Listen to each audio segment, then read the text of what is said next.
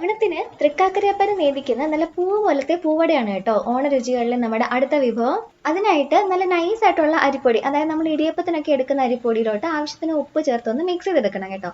ഇനി ഇതിനകത്തോട്ട് നല്ല തിളച്ച വെള്ളം കുറേശ്ശെ കുറേശ്ശായിട്ട് ഒഴിച്ചു കൊടുത്തിട്ട് ഒന്ന് മിക്സ് ചെയ്തെടുക്കാം. നമ്മൾ ഇടിയപ്പത്തിനൊക്കെ കുഴയ്ക്കുന്നതിനെക്കാട്ടിലും കുറച്ചും കൂടെ ലൂസ് ആയിട്ടുള്ള ഒരു പരുവാണ് വേണ്ടത്. ഫില്ലിങ് തയ്യാറാക്കാനായിട്ട് കുറച്ച് ശർക്കരയും തേങ്ങയും ചുക്കും ജീരകവും ഏലക്കയും കൂടെ പൊടിച്ചതും കൂടെ ചേർത്തിട്ട് നല്ലപോലെ ഒന്ന് മിക്സ് ചെയ്തെടുക്കാം.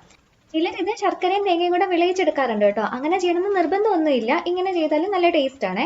നമ്മൾ റെഡിയാക്കി വെച്ചിരിക്കുന്ന മാവ് ഒരു കുറച്ച് പോർഷൻ എടുത്തിട്ട് കയ്യിൽ ഒരു അല്പം വെള്ളം തേച്ച് കൊടുത്തിട്ട് നല്ല നൈസ് ആയിട്ട് അങ്ങ് പരത്തിയെടുക്കുക കേട്ടോ. നമ്മളെ കൊണ്ട് പറ്റുന്ന അത്ര രീതിയിൽ ഒന്ന് നൈസ് ആയിട്ട് പരത്തിയെടുക്കുക.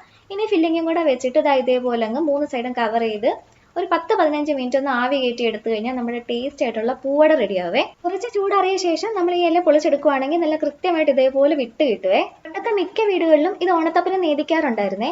ഇപ്പം ചില സ്ഥലങ്ങളിലൊക്കെ ഉണ്ടെന്നറിയാം. നിങ്ങളുടെ നാട്ടിൽ ഈ ഒരു ചടങ്ങുണ്ടോ? ഉണ്ടെങ്കിൽ കമന്റ് ചെയ്യണേ. മറ്റൊരു ഓണ വിഭവമായിട്ട് വീണ്ടും കാണാം.